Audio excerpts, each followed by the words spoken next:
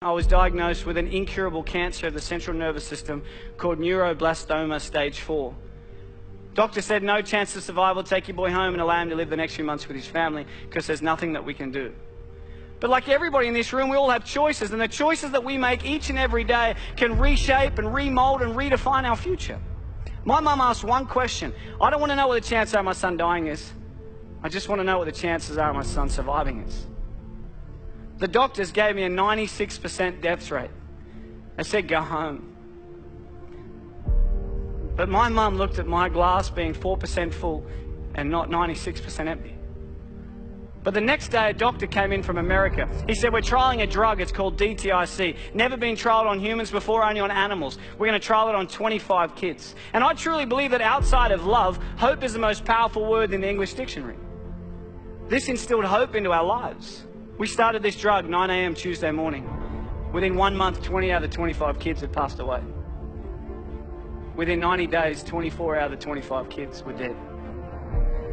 My mum, she would sit there and she would watch a doctor come in and zip up a body bag and wheel them out because of the same drug that she chose to put me on. I say to people all around the world that I'm one of the lucky ones. But I never say I'm one of the lucky ones because I'm still alive. I say I'm one of the lucky ones because I wasn't my mum. My mum had it tough. She had to make a choice to inject the drug into a child that has killed everybody that had ever taken. Until one day I was finally allowed to go home. The doctor said to my mum, your son, he will never go to school, he will never play sport, he'll be a housebound baby, and if he reaches his teenage years, it'll be a miracle. But we believed in miracles. And my mum wanted my dreams to come true. When I was lying in hospital, my mum bought me a Velcro glove and a Velcro ball. And she'd sit at the end of the bed and she'd lob the ball to me, I'd catch it and I'd throw it back till she gets further and further away, until eventually I said to her, I have a dream, and that dream is to one day play baseball in America. And people laughed at me. Nobody in your life will tell you what you can do, they'll only ever tell you what you can't do. My dream was to play baseball in America, and I wanted to do everything in my power to make sure that happened. And there was a lot of hiccups along the way. I had my first heart attack when I was 12. I had glandular fever, I had bacterial meningitis. But people kept telling me I wouldn't do it. So it made me work really hard to make sure I could do it. I was lucky enough at the age of 17 to sign a contract and live in America and play baseball.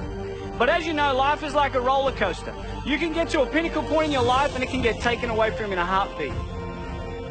At the age of 18, I was playing baseball in Phoenix, Arizona. I slid into a base at second and I woke up 3 days later. And at the age of 18, I suffered my career-ending heart attack and I was sent home. I was a depressed boy. I thought life wasn't fair. And I would pray every night, but I wouldn't wake up in the morning. I just wanted God to take me. But I kept waking up every morning.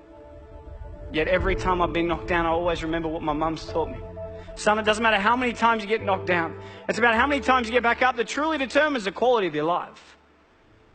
When I got home, I got a job in banking. This guy, day 3, tall old guy came in. He said to me, Michael, I'm Tom, I'm the CEO, let's have a chat. I had no idea what CEO stood for, but I just went in there and listened. He said, Michael, where do you see yourself in 5 years' time? I had no idea where I was going to be in 5 years' time, but my mum, she always taught me, son, shoot for the moon, and if you miss, you'll end up in the stars. So I said to him, Tom, in 5 years' time, I'm going to take your job. He hated me. Don't ever say that to your boss, okay? They do not like you when you say that. But within 12 months, I was the youngest bank manager in Australia. Within 2 years, youngest area manager. 3 years, youngest state manager. Within the 4th year of being with this company, I was the youngest national sales development manager for one of the largest companies in the world. At the age of 23, I had 600 staff, had 120 banks around Australia and New Zealand. I made lots of money. I lived in $1 million house, had a $100,000 sports car, wore the Armani suits and the Rolex, and I reported directly to my mate Tom. But can you imagine if we look at success not about the materialistic possessions that we can take from this world, but rather what we can give back to this world that makes it a better place than what we found it? I was fortunate enough to be in a position to be able to do something for the most inspirational, the most influential, and the most loving person I've ever met, and that was my mum. On June 16 last year, I was lucky enough to put a pink ribbon on a door to a brand new home. And I got a chance to buy my mum a brand new house. to be able to give back to someone that has sacrificed so much for me is without a doubt the greatest gift. It puts a smile on my face knowing that I've been able to help her. And when I was 7, I heard through the curtains the doctor say to my mum, he will never go to sport, he will never play baseball, he will never ever go to school, and if he reaches his teenage years it'll be a miracle. And my mum, she walked out, and I said to her as if I didn't hear, what did the doctor say? And she said, everything's going to be okay, son. When I was 12, I had a heart attack, and the doctor said to my mum, he will never play sport again. She walked out, and I said, what did he say? And she said, everything's going to be okay, son. And earlier this year, I finally got a chance to return the favour. Unfortunately, earlier this year, the doctors found 4 tumours in my throat. I've never seen my wife cry so much in all my life. The doctor said to me, Michael, we're sorry, but tomorrow's not guaranteed, you need to slow down. But that's one thing we all have in common, because no one's guaranteed. I think that life is not about the amount of days that you live on this earth, but it's about what you fit into those days that allows you to live a remarkable life. And I remember driving home, and she called me, my mum, and she said, Mike, what'd the doctor say? And I said to her, Mum, everything's going to be okay. Every one of us, every single day, is blessed with the air that we breathe, the opportunities that we have.